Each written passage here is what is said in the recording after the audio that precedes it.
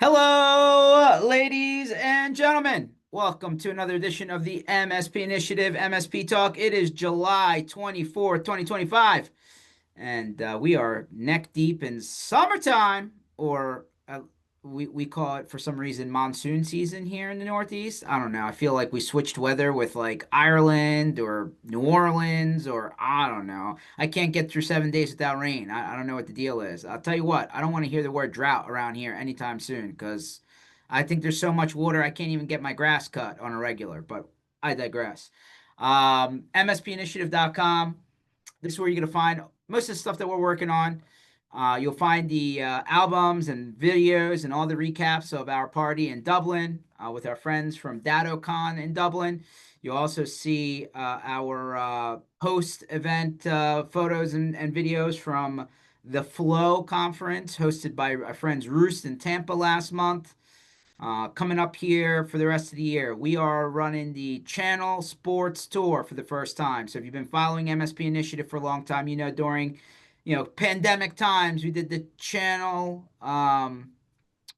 Strong Tour, right? We were on the road going all over America. So we're going to take a little page out of our book and shift it to NFL, which if you don't like the NFL, then don't worry about it. But if you're an NFL fan, you can join us in Dallas, Green Bay, Tampa Bay, Kansas City, and we're going back to Dublin. Vikings, Steelers in Dublin. So, oh, and Los Angeles.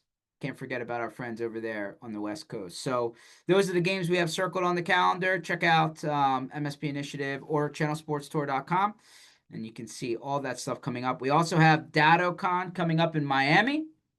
We'll be taking over the pretty famous Live nightclub, which apparently is the go-to premier spot on South Beach to get into. I didn't know that until we did this party last year.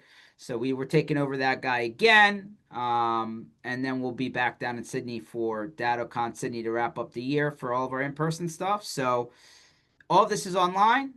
Register ahead of time. Is absolutely free for you as an MSP to join us. And then if you're interested in Channel Sports Tour, we are taking wait lists, people, right? So if you're interested, let us know, and then we'll kind of shake things out as we get a little bit closer to the start of the season, which training camp in the NFL just started this week. Believe it or not, even though it's July. So the summer will be, like you'll blink, it'll be gone, and we'll be into the fall. School will be started for all the people who got to worry about school buses, and then the season starts here in good old South Philadelphia against the Eagles and the Dallas Cowboys to start the league year. So very excited for that here in Philadelphia. There's all of my sports talk, although I always wear Eagles gear on here. I think you know where I'm from. So all of that to the side, we bring on a guy that I've known for a long time. He's been in the sandbox, in a couple different places. I'm not going to tell his story. I'll let him tell us all himself. But welcome to the show, Andrew Mora. How you doing, buddy? Hey George, thanks for having me. I'm doing good, Yeah. man. I'm also living the rain life. I was just talking to Jen about that. It's Denver's been kind of weird. Every day at five, between 5 and 7, it rains here. So I'm with you. I can't keep up with grass cut. There should be no drought for the next couple of years at least. So really, really wet summer for us over here. So if you're into golf, it's been killing my golf game to try to get out after work. So, but good to see you, man. Yeah, absolutely. I don't know. Denver's that weird weather where like one day it could be negative temperature and then the next day it could be like 70 and it's like what's going on here? Like do I get my summer clothes out? Do I get my winter clothes out? Like I just have to have everything. I can't put anything away. That was the best piece of advice when I first moved here was you need a pack for all seasons in your car. So flip-flops, umbrella, winter jacket, all in one, because you never know from day to day.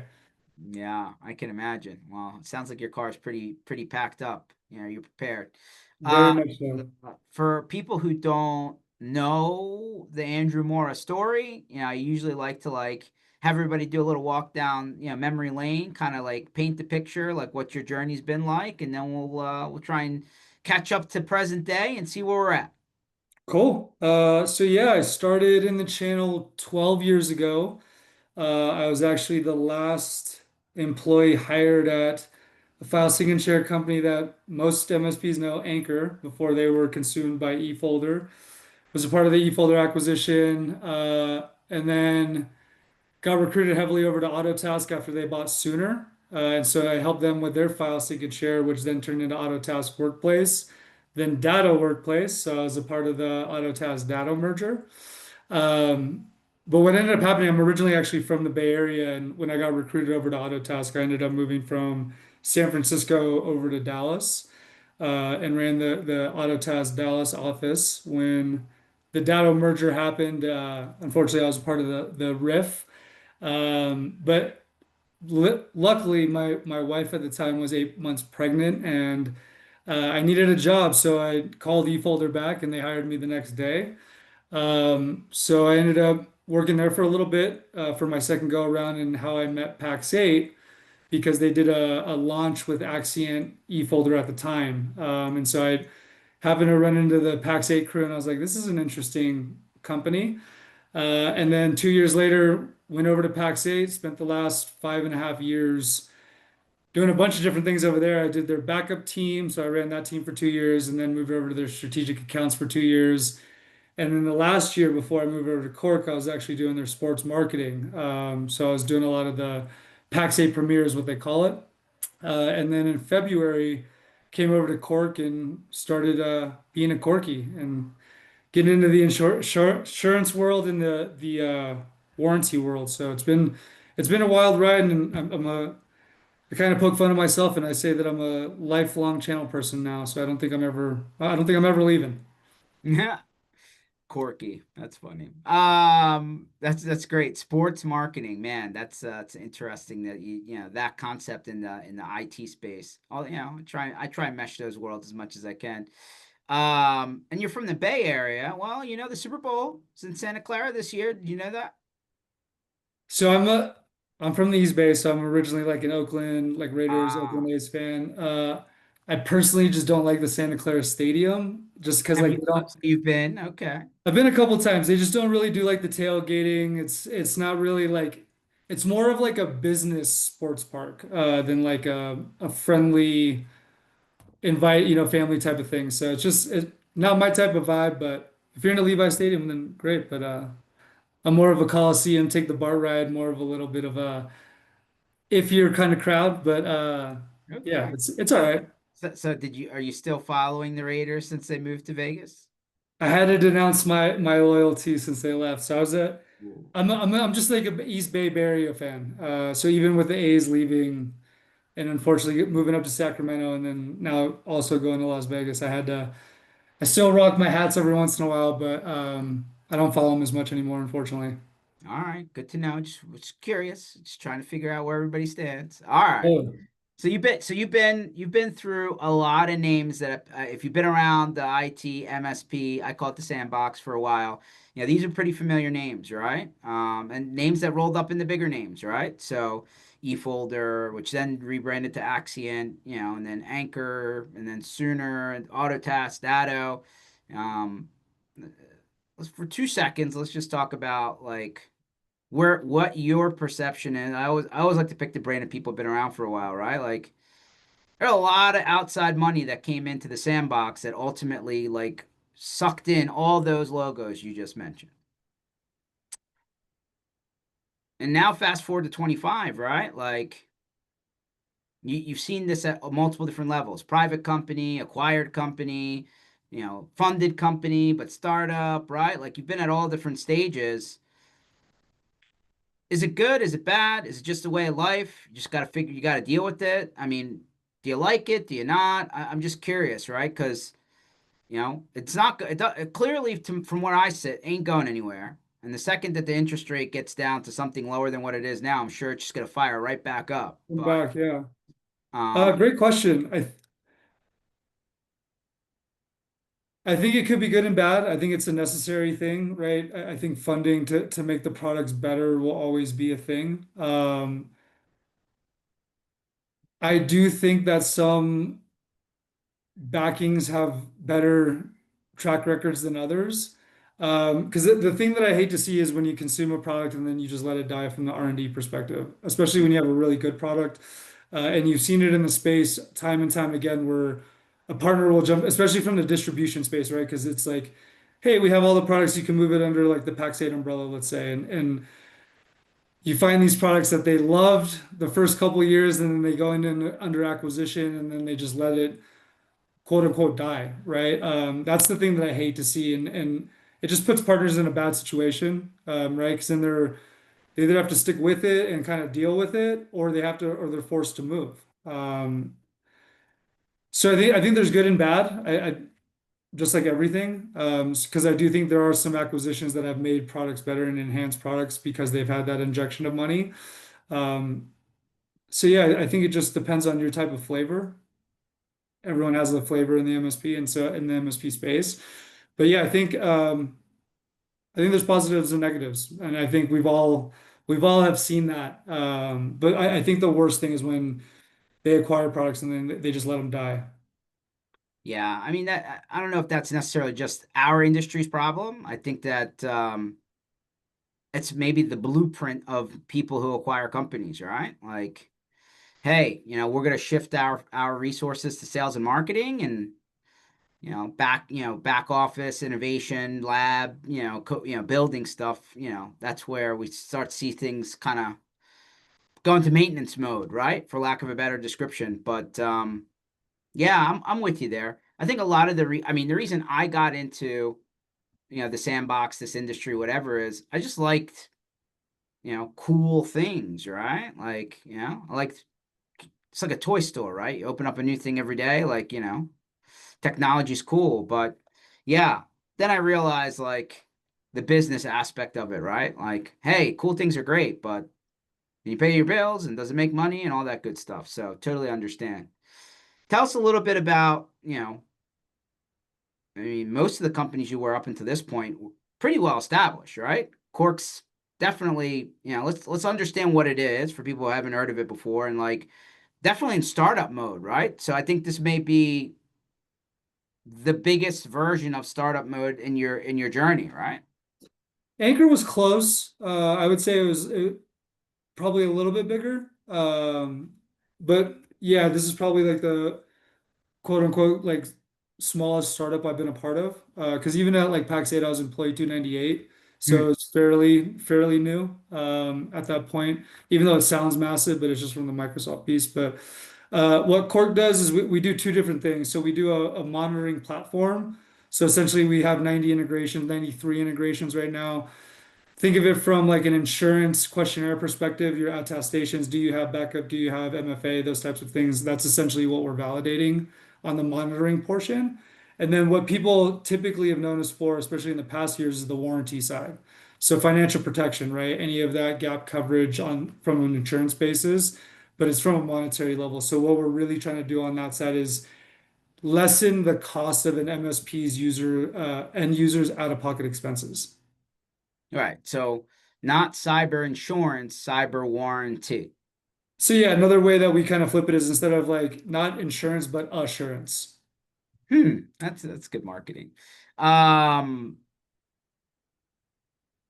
so for people who don't understand exactly what the gap is, if I say Affleck, but for cyber, incidents, I don't know if Why that's don't the you say right. that? Yeah, so that's what MSPs have actually dubbed us as, right? Is the Aflac of cyber insurance. Essentially, think of like the general commonalities of what cyber insurance will not cover. Mm-hmm. Ransomware, ACH wire transfer, right? Some of the biggest things that MSPs end users encounter, that's where we'll cover. Got it. The other So, thing, go ahead. all right. So at the core of this business is software that integrates into it's not 93 things. Yeah, our dev team is really EDR, wild. I've never seen like anything like this. So yeah. typically we ask for a 7-day run window to get an integration going. As long as the other vendor has an API, my engineer is probably going to kill me because I say this, but basically he usually does it in 2 days or less. So this last month we pumped out 6 integrations, and that's just on top of other features that we're doing. But it's pretty wild how fast they do this. So But so so go so ahead. so the concept though, at like a high level, 30,000 feet is we're signing into all these systems, we're pulling data in, centralize and aggregate it, and then from there. you can determine, two things. One, from a monitoring standpoint, is everything the way it's supposed to be? Did things change? Did it turn on? Did it turn off?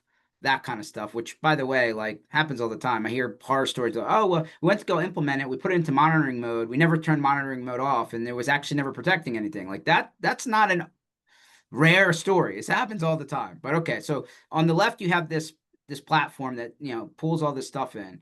But I assume the original idea was to take that and use you know, I'm gonna a bunch of analogies on this call today. It's like you ever see the commercial and your car insurance company's like, "Hey, put the dongle into your car. We're gonna like track your driving," and like you could save Exactly. money, but you could also get your higher premium if you're a very bad driver, right? Because if they see you're like driving over 70 miles an hour all the time, they're like, "Well, wait a minute." So like what it's doing is it's trying to determine your risk score based on actual data, not just you filling out a questionnaire. Almost. So what we're doing is instead of that dongle that goes into your lighter thing, essentially we're instead of us notifying the insurance agency, we're notifying the MSP that the person's speeding, not wearing their seatbelt or whatever. But then there's no infraction, so it wouldn't go up if they weren't wearing their seatbelt or speeding. Essentially, we're just telling the MSP like, hey, you should probably tell them to lower their speed down so we can keep into what they agreed to from that perspective so that if they do get in an accident that they're going to get paid out. So almost it's almost that direction, but essentially we're more on the MSP side to let the community know like, hey, everything that you've attested to, we want to make sure that that's still correct. And if it's not, let's have some intervention to fix it. So in case something does happen, there is no questions when forensics actually gets run. But yes, you're absolutely right. So it's when I first came on, basically, I didn't know what Cork actually did. I knew they were a warranty company, but when I asked them, I was like, well, what are you guys actually warranting? What do you put a warranting on? Right? And then basically they're like, yeah, we put it on our platform. So from your dongle analogy, essentially if an end user has RMM, EDR, MFA, and BCDR, those four base products, your seatbelt, they don't speed, right? That generic thing. Um, if you have those four basic products, then you actually qualify for a warranty.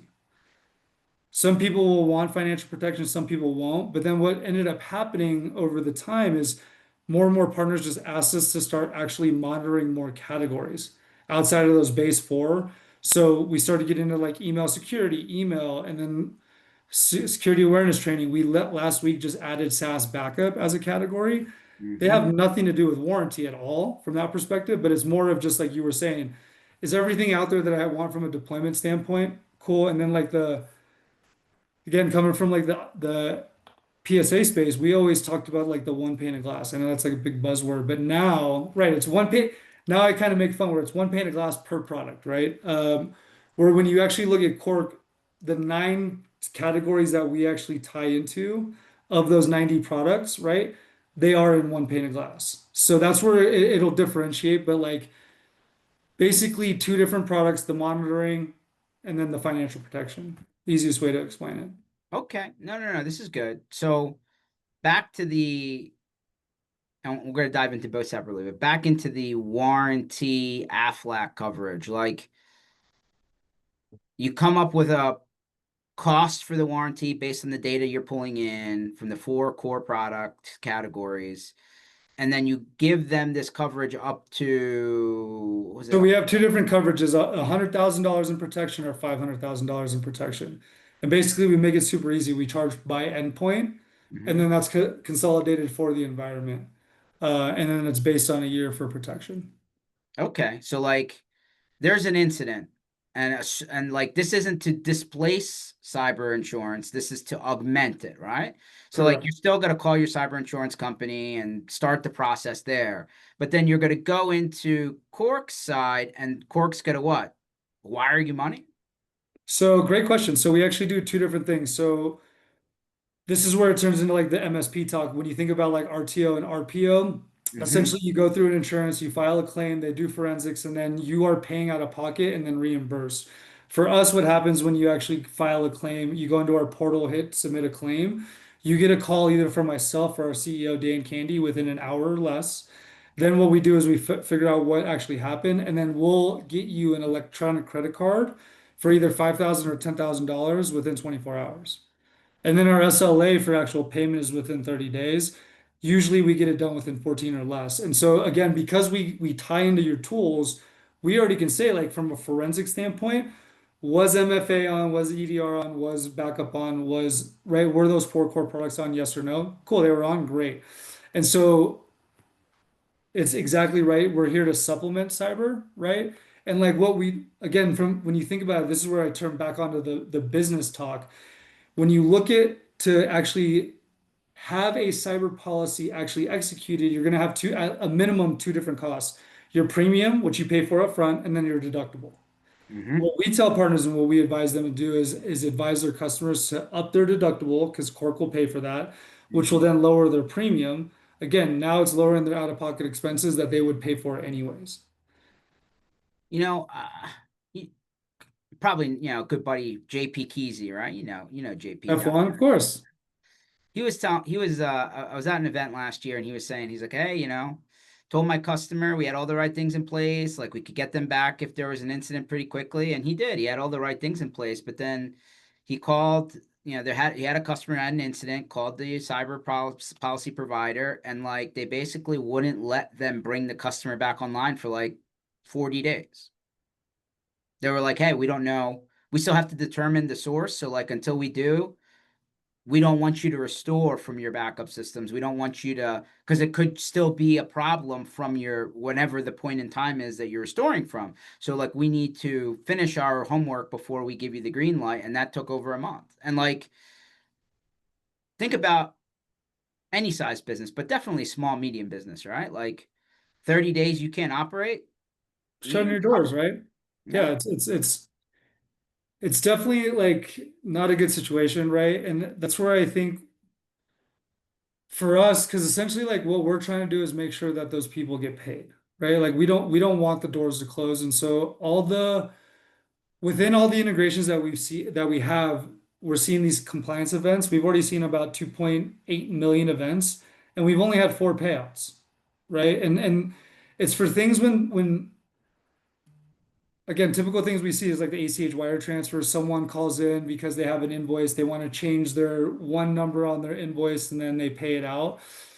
Insurance isn't going to pay that. The bank isn't going to be able to recoup that. And so we're just trying to figure out the what are the holes that we can actually fill in? How can we speed up the process?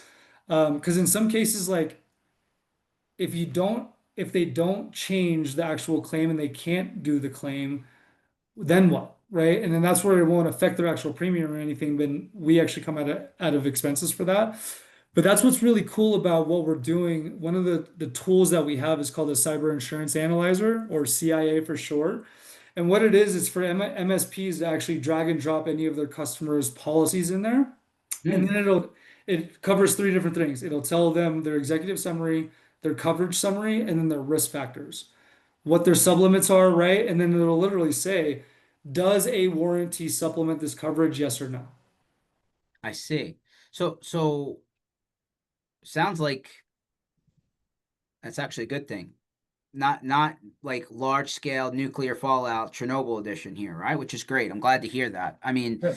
I'm sure I've heard horror stories. I'm sure you have too in our space. But um, have you run into in the time, like the examples that you're talking about where the insurance company actually didn't cover the claim, but Cork still did your part?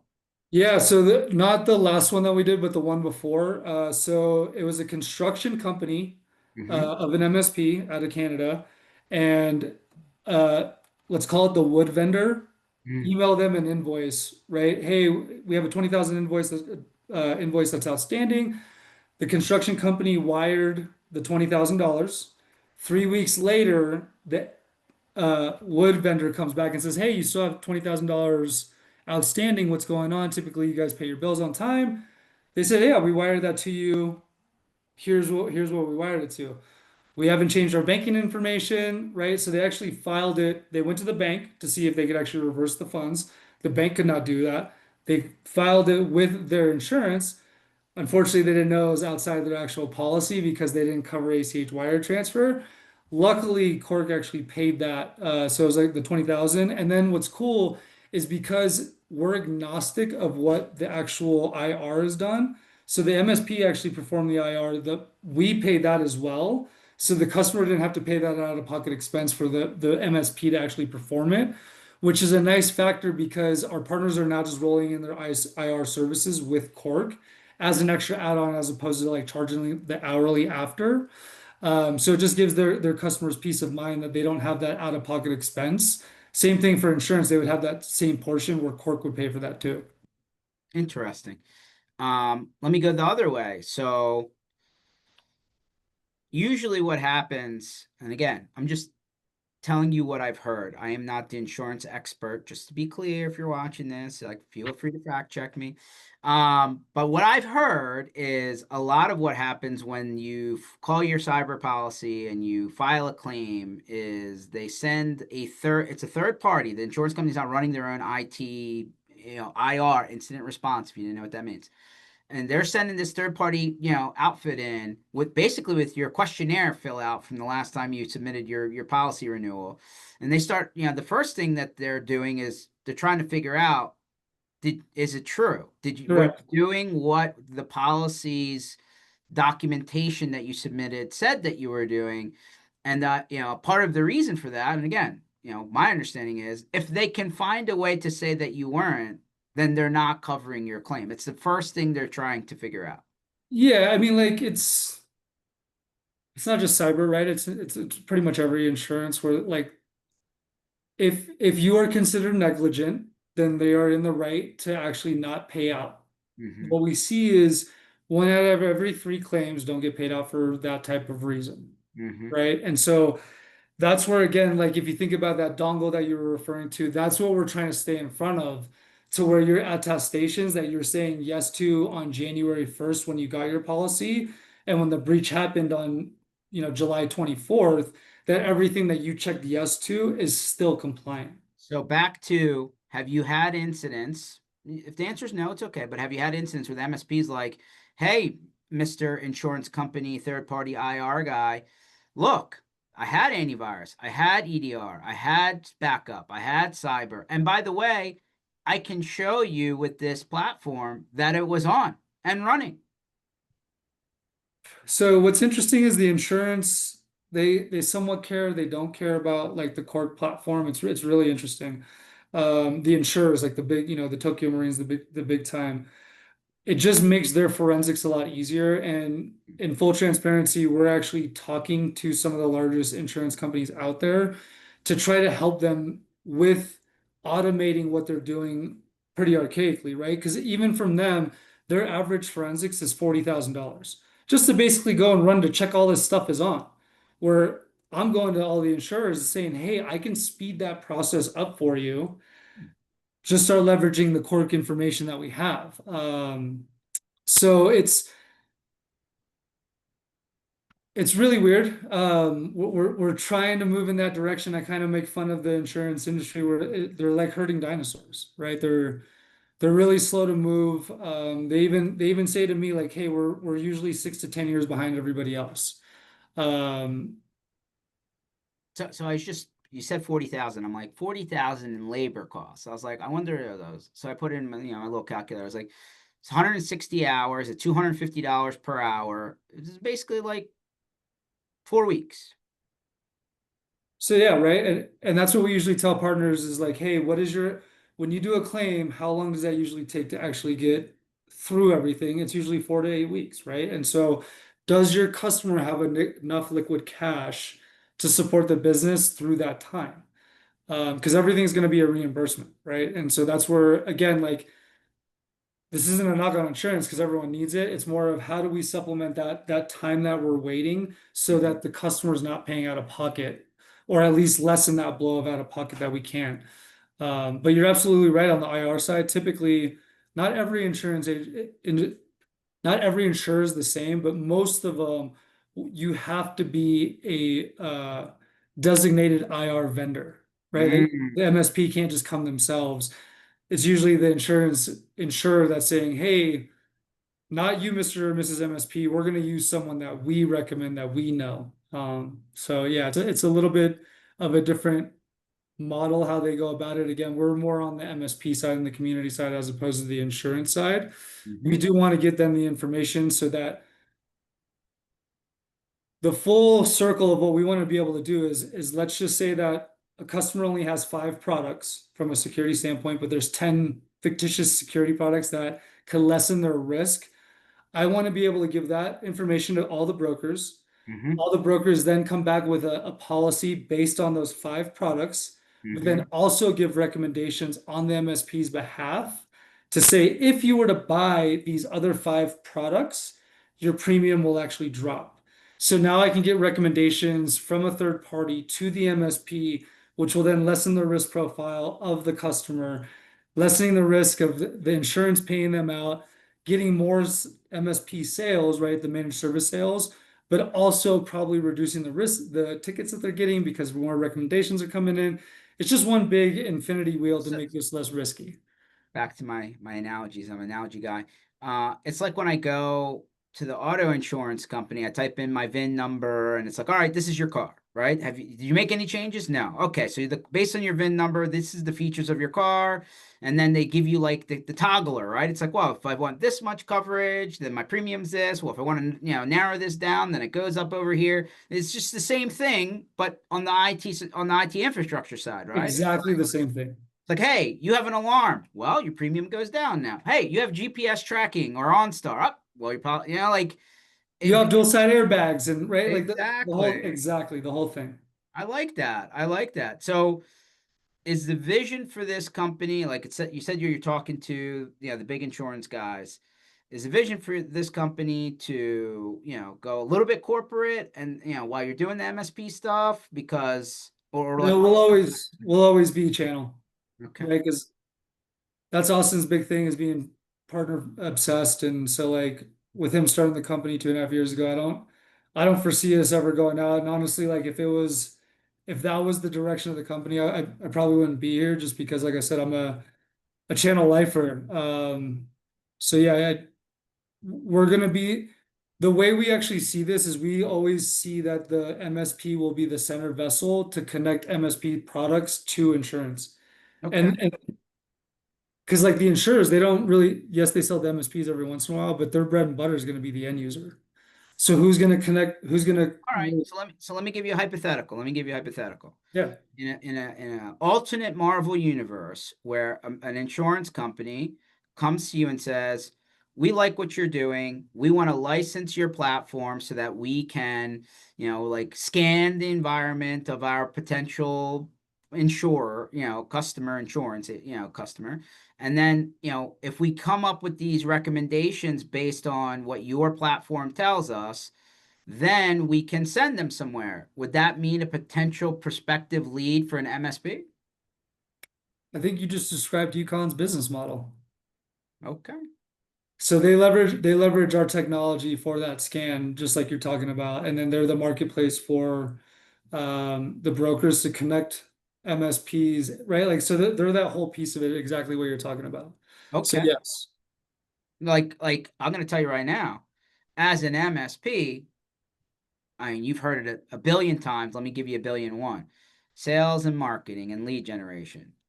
They they're all great at it. What are you talking about, struggle. George? Oh, yeah. So like, we've heard all these concepts, right? And you came from, marketplace, right? We tried to define all this stuff. But the problem is leads and potential opportunities.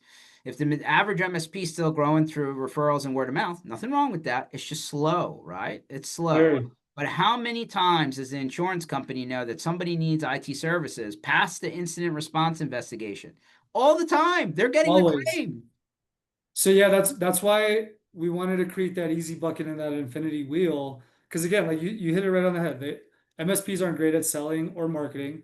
So if I can take the sales out of their hand and have those recommendations coming with an impact to their customer's business, Mhm. right? Because like think about right now, if I'm an MSP and I give a recommendation, me as an end user, I take that as, hey, you're trying to jack up my end user cost, right? Like, great.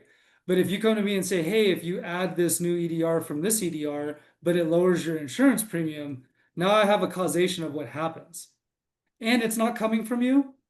That's where like for me I got really excited because I'm like now I can really help MSPs sell, but like in the reality of what they're really trying to do, right, is they're trying to minimize the risk of their clients too.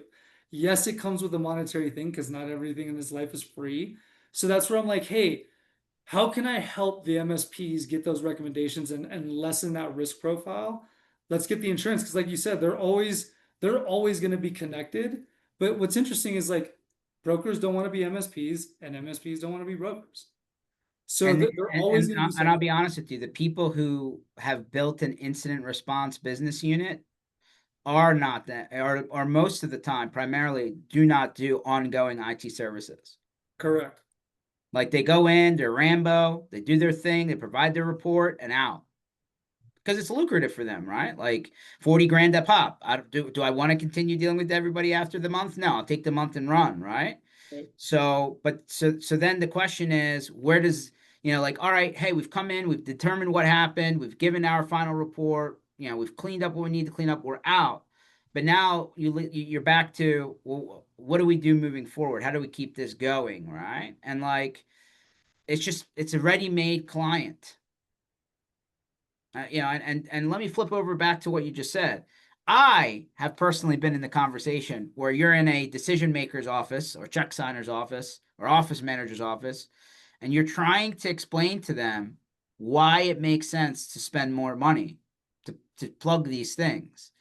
And they're just like, well, but if I just have the insurance and pay the premium, I'm still less than what you're asking me to buy. But there's a caveat, right? And here's where like the whole conversation melts down and most people fail at this, right? It's like, have you actually been through a claim? Like, have you asked your insurance broker how long does it take to process this claim and to get back to okay? Because the loss of business is not covered by your cyber policy. It's a completely separate policy. That's another typical loss of business. And so like I would say that's probably the scariest thing now that I've flipped into like working with insurance is when you look at the general coverage, end users usually mistake what their full coverage is for what it actually covers per endpoint. So, like Mm-hmm. their sublimits. So, for instance, you may have $1 million in coverage, but it only covers up to $1,500 per endpoint. Mm-hmm. Does that really even do anything? And so, like, those are those small little nuances that if you're not reading your 40, 50, 200 page policy, those are the gotchas, right? And like a lot of people don't really know because if you're not really like looking for it, or I'm the average consumer, I'd probably say the same thing. You have $1 million in coverage, I'm good. Mm-hmm. And so I think that's probably the scariest part is really shining the light on like what the sublimits are, because you're like, look, if something happens, are you okay with $1,000 in coverage on an endpoint? Or like another one we'll see a lot is like $1 million in coverage, but it'll be paid out over 3 years, 5 years. So it's like now, when you break this down, it's not really that. It's $300,000, right? And so there's these little things that are in there. But in all honesty, I would say the insurance industry is making strides in the right direction where they are doing things like, do you have BCDR and are you doing annual testing in your environment, right? Those types of things where they're being cautious. Where 3 years ago, it was just like, do you have a backup that plugs into your computer? Great. Like, do you have tape fire backup, stuff like that? And so they're progressively moving in the direction, just probably not as fast as we'd like them to, but So Sam Altman, if that name doesn't ring a bell, he was the original founder and CEO of OpenAI. He got the boot for, I don't know, it's like a Steve Jobs story for a minute, and then he came back. So he's, yes, still the CEO and founder of OpenAI. And I was just reading yesterday and then again this morning that he's like putting out the warning signals. He's like, we are not prepared for the amount of fraud that's literally already happening in even just financial services that is happening, right? Like the ability to clone somebody's voice, right? Like he's like he's like putting out a public service announcement to like the banking, insurance, like all that stuff. He's like, you need to change the way that you can validate and authenticate people. yeah, have you seen that the new one, like how people used to submit or still submit like their car crashes or whatever, fender benders, and they do like just a picture of their camera. Now Mm-hmm. they're adding dense through AI and nothing's actually happening to their car and they're submitting those and getting claims put through. I did not hear that one. It's that one I've seen a lot recently, which is wild, right? Like they're just, oh, let me put a little dent in my fender and then get a claim for it, and right? It's pretty crazy how this is going. Yeah, so they're telling the banking industry you need to change your security protocols that are not going to save you because they're just gonna fraud your way all the way through. Yeah, I mean, like that's so traditionally, right? Because I cover those four products that we usually look at from a warranty, but then the reason we started moving into like security awareness training is that's another reason why insurance won't pay out, right? Is if you're actually not doing your annual security awareness training. And so like we were like, well, we need to warn people if they're actually not doing this, because then they're just paying for their premiums for nothing. Hmm. Scary time, man. It's I mean it's part of the digital age, right? It's like we need to be aware of what's going on because it's ever changing. And so like I get where the consumers come from, where they're like, hey, my cost is going up, but there's a reason behind it, right? And MSPs just have a poor time of explaining the impacts of what happens because they're technical people, right? And so they're usually the smartest person in the room. And like I always explain it like they're veterinarians. They start using these big words, and then me as the general average Joe, I'm like, these big words start to cost a lot of money. This is going to be expensive, right? Because that's what they usually lean on, and so that's where I think having this other unbiased third party, because again, the me as a consumer, if I'm buying those five fictitious products and I'm already going to get insurance, I'm already going to fork over the money for this, right? And so like if I can lessen my business costs and my MSP can articulate that in a really easy way, why wouldn't I do it? Right? As a business owner, I have to make those decisions from a P&L perspective. I actually lose more money if I don't go this direction than if I do. So, You still, I mean, unfortunately, you still got to get through the decision maker's head. Hey, like, well, that's the cool part is we're actually educating our partners to say like, we ask, do all of your customers have cyber insurance? The answers vary, but then we'll get a lot of partners that say, yeah, it's part of our MSA that you have to have cyber insurance. And then I'll follow up with the question like, well, do you know if they have it or not? No. But then I started to think about it. I was like, okay, well, if they don't have like a tool like Cork, and the customer does say, yeah, I do have a policy. Can you take a look at it? Tell me if it is adequate coverage or not. Then I put an MSP in a bad situation, right? Because now they have to go through and look at stuff, probably do this for free. So now they're losing hours. And so now I've enabled them to say confidently, like, yeah, bring your policy. I have a tool that can spit out a one pager for you that's really digestible. And then you bring it back to your broker and you guys figure out if this is coverage or not, right? Because then it's like I know some things that I can fill in, but like we're not brokers, so we want to take all the liability, keep that arm's length away, and so that's why we made it a thing that you can actually just hand to your customer. yeah, unfortunately, a lot of the people who do, these policies they're not technical people.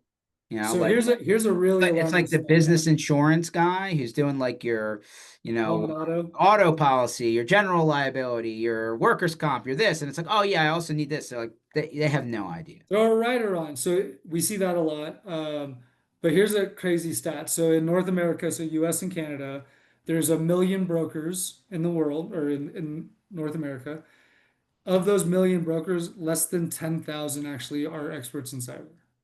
So the likelihood of your end user actually getting an adequate policy is slim to none. Right? And so that's where it's Hmm. probably better for you to bring that up as an MSP, like, hey, just you probably want to just make sure you have it and make sure you're not just looking at what your coverage is, but like what your sublimits are.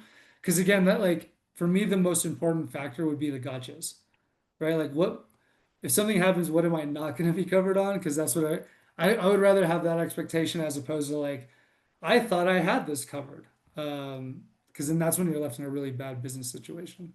Yeah. Huh. So love the Aflac model. A lot of use cases there. Sounds like at least it sounds like the idea on the other side is you could just do this platform, right? SaaS, with the 90 plus integrations and not do, and like if you want to add it but you could run it standalone, it sounds like.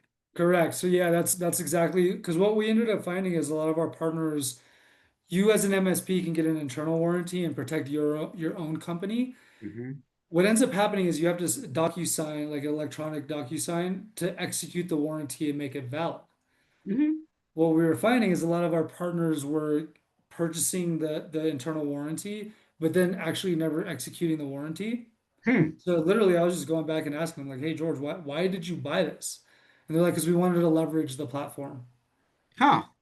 And so, all Okay. right, cool. Like, let's just have it as a standalone, and then if you want to utilize it from that perspective, you can.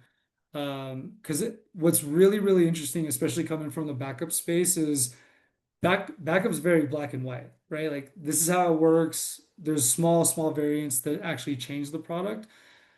With Core, it kind of you can use it however you want, right? There Hmm. isn't like a set way for each partner to actually use it. So some may leverage it from a sales perspective in QBR, some may leverage it from an insurance perspective, some may leverage it from we see a lot of partners that'll use it from an endpoint reconciliation. So they're migrating from one tool to another, and then they want to make sure, like we have a partner right now that's moving from one RMM to another, and then Hmm. they're moving from one backup to another. How do we know that all the agents are moved off of, they have 6,000 endpoints. How do we know that they moved off of all 6,000 from this product over to this product?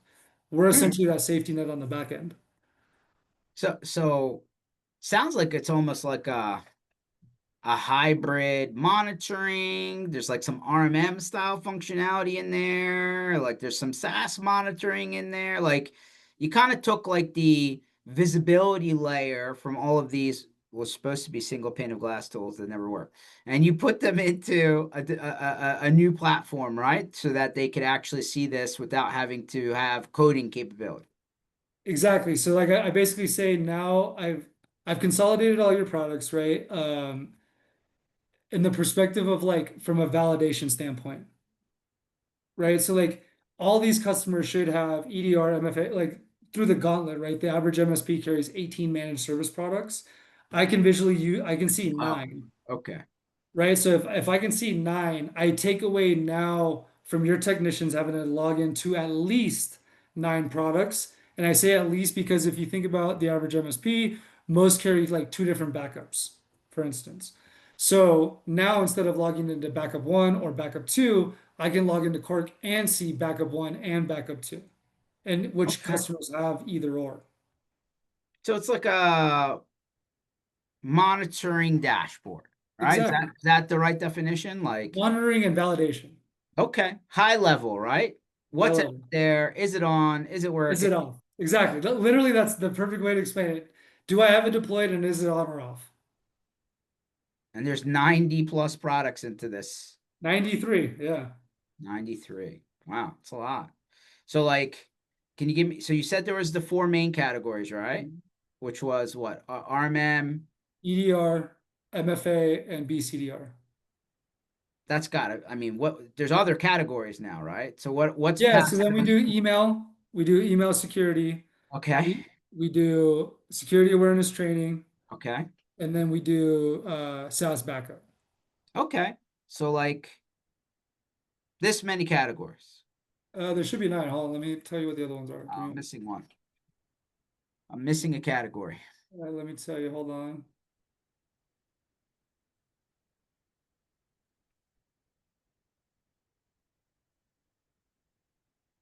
It is.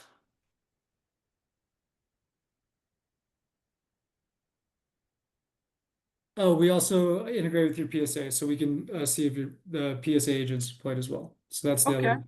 All right. So there's 93 products across the nine categories. It's like Correct. 10-ish per category. So like MFA only has a couple. They probably have like four, but then like in EDR there's a ton, in backup there's a ton. In PSA there's like the full, the handful, the mains like the ConnectWise Auto Test, Halos, Super Up, right? Like the main ones. Hmm. So yeah, just it varies, but like literally what I tell partners is like come and challenge the engineering team, and if you have something that we don't actually observe today and they do have an open API, we'll crank it out faster than what your expectations were for sure. how many developers are back there putting this together, man? I think we have like 7 or 8, but like they're so his name's Marcus Reck, but he has a team of just monsters, and it's really cool to watch. And I would say this is probably one of the funnest things of not coming, coming from a PAX 8 with 1,700 people where it moves real slow to get things done. We're here, I was on a call with one of our engineers, and they were asking for specific filtering. That was at the beginning of the call. By the time the call was ended, the engineer came on and said, "Hey, I was able to put that feature in for you," which is really, really cool for partners because they're not used to that. And I'm not used to that. In the 12 years I've ever been a part of a company, never seen anything like it. Because so we started working with Roost and we had 75 integrations, and that was in April. And we've already jumped up to 93. Uh, Coming up to the end of July. So we're cranking these out left and right. That's awesome. Yeah, So it's cool. so you're using some of their tech to speed that up? So the cool thing with us is we're agentless. So everything's API based. So that's why setup integrations all are really, really fast. That's awesome. All right. Well, good job over there, Marcus. Where are we going to see Cork out on the road? I know you guys are bouncing around now, so I know we Yeah, still so got half the year left. next show we'll be at ChannelCon. We have that slated, and then I think we're attending two of the smaller events, but then I think we're gonna close it out with IT Nation. Mhm. Um, we haven't solidified all that yet, but for sure the next one will be in at ChannelCon next week. Awesome. Well, as we see people down in Nashville, enjoy it. Hopefully the weather's good. Hopefully it's not rainy because it sounds like you get a bunch of that. Definitely curious to see where this goes, but it sounds like this is a cool concept. And if nothing other than, I would almost look at the SaaS first and then think about the warranty second, but it all depends on the use case, right? But But that's typically what ends up happening because most MSPs, what we actually were saying for a long time is we'll guarantee that we're going to find some issues within your environment, no matter how good you are, right? Mhm. And so most MSPs, when they come in, they're like, "Oh shoot, I have a lot of things that I have to fix." Mhm. And so that's just where it's more about like bringing that on because again, to have eligibility for warranty, you have to have those 4 products. And so if you don't, essentially the warranty is obsolete anyway. So like we have to go in and make sure everything's clean. And then even in our platform, we have a tab where it says eligible warranty clients. So we just lay them out for you like, hey, here's all the people that fit the model, and then anybody outside of that we can go and clean up. But yeah, definitely start off with the SaaS, take out your environment, make sure you are where you want to be. And then if you want to make some upsell opportunity, we have the availability to cover your customers financially. I like it. I like it a lot. Where do people find more information? Corkinc.com. I can send out the link in here as well, but it's Sure. pretty straightforward. All our stuff's on there, real easy to book a demo. Um, yeah, or you can hit me up online. We're always available. We're always at shows and pretty easy to find and know a bunch of people like George. So yeah. All right. So if you're listening to the audio version of this, Cork is spelled Cork. If you didn't pick that up, that's what it is. So corkinc.com, corkinc.com. And Andrew, if you want to follow him online, his last name's Mora, Mora. So hit him up on LinkedIn if you want to, chat. I'm sure, he's got it on his phone like everybody else, right? I'm always getting messages. Uh, this was cool, man. I really, Totally fine. yeah, little bit of high level here, but makes perfect sense to me. Makes perfect sense. Did I read somewhere that you guys like doubled your partner base in like the last 6 months? We did. So I forget what the exact number was, but we're at 262. That was last month partners. Um, so we're doubling. We're going fast. We're adding more and more partners. I think it's just, in all honesty, I think we had a different go to market before in 2024, right? It was more of the warranty play. Hmm. And then we started leveraging more and more from the partners' requests, the platform. And so the warranty is more of a secondary option, like you said, right? And we're kind of just going with instead of forcing our will and our mode on the partners, we're kind of taking the feedback and our partner success manager, she always says like our platform is actually built on partner feedback. And so that's where all this is coming from. That's awesome. Well, I'm excited, man. Sounds like, you like in startup mode. I think it's fun. Although I'm bald and I ripped all my hair out, but don't take that as the example for everybody else. No, I dig it, man. We're having a good time over here. That's awesome. Guys, this session was absolutely 100% recorded. Go back, rewind, um, check out corkinc.com. If anything, is it, can they trial it? Is Yeah, there, we have we have a no, well, I'm gonna charge you right off the bat. You just have to trust me. No, so take my word for it, right? I've been in the game for a long time. No, so we do a 14-day proof of concept. We hook up all your tools. They actually get you onboarded. It takes less than an hour to get all of your tools hooked up because it's an API login, pretty straightforward. But then we try to earn your business, and if you don't like it, you can walk away, no harm, no foul. There is no charge to try it. Um, yeah, and then it's just dependent on what you actually want to do. And then you can buy, we're on a consumption basis, right? So it's you don't have to do everything. It's pay for what you use. okay. Check it out, guys. I like it a lot. Andrew, I'll see you on the road soon. Yeah, I probably owe you a drink or two. And now that you're teamless, maybe we'll give you a game to go to. What do you think? I'm thinking about it. I've been talking to your team about doing some parking lot sodas and hanging out with you on the road. Yeah, exactly. Exactly. Well, looking forward to that, guys. Catch you on the next one. Have a good one, Mora. Catch you on the road soon, buddy. Thanks for having me, brother. I appreciate it. See ya.